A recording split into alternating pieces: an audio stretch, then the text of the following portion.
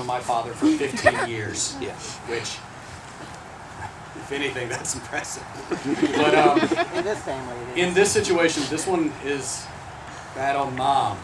See, with everything that they've done, I didn't really have much to worry about because they had already done everything bad, so I was the golden oops.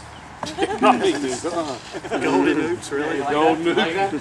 So, the immaculate oops, I'm sorry, yeah. But there was one particular moment that sticks out of my mind that just lets me remember of all things. I was playing Little League.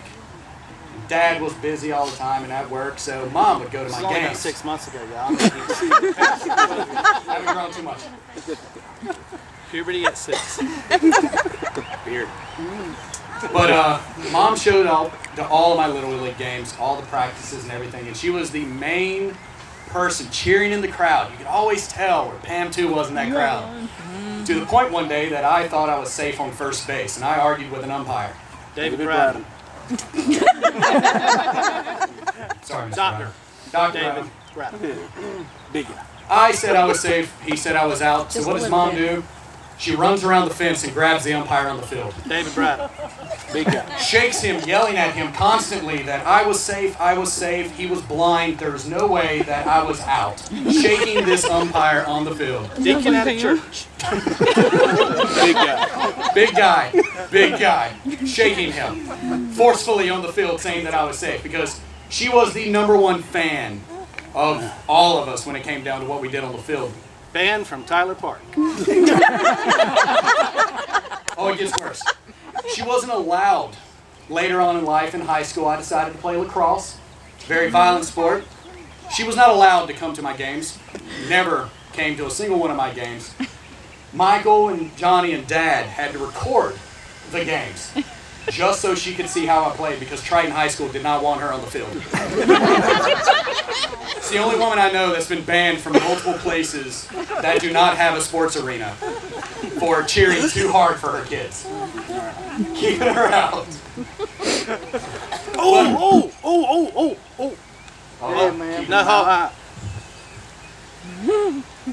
Booby trap.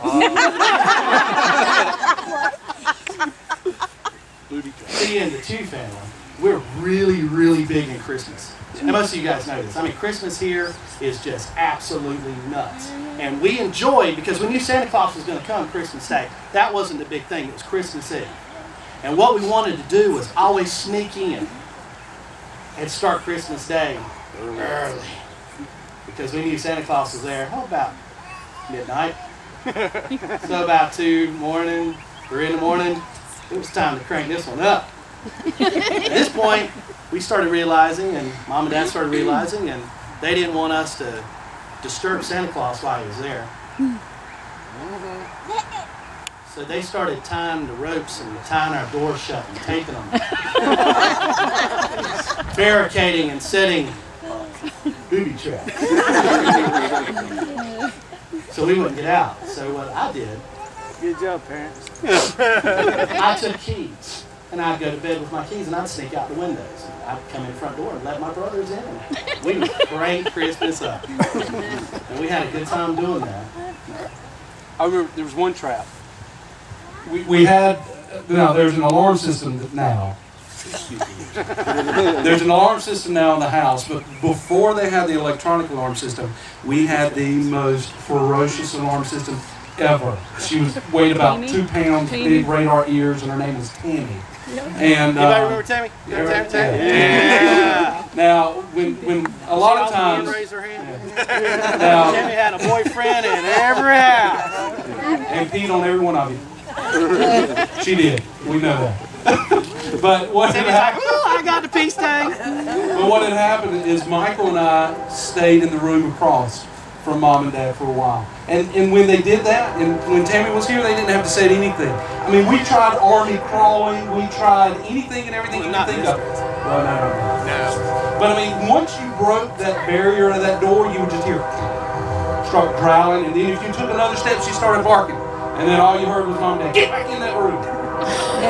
So, but I mean, we always tried to get out and see if we could find out what was wrong, where we could all share in. Oh, wait. Let me see this.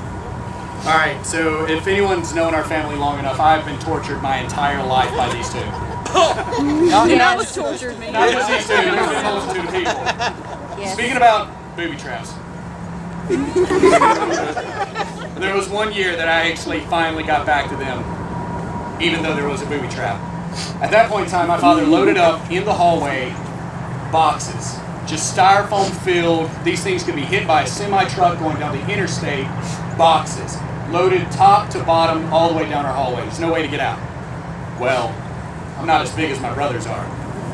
So with the help of a crutch and my two brothers and a few other things that we jerry-rigged up, see, I was able to climb over the boxes and into the living room. It was great times because there were toys and presents everywhere. Now, of course, what happened when Michael and Johnny yelled at me down the hallway, they're like, hey, take the boxes down. No. I'm being serious. Take the boxes down. Hey, Michael, this is an awesome present you got here. Let me unwrap it and see what it looks like. Take the boxes down now. Nah. Not gonna do that. One payback that I was always able to get over the booby traps. They were stuck.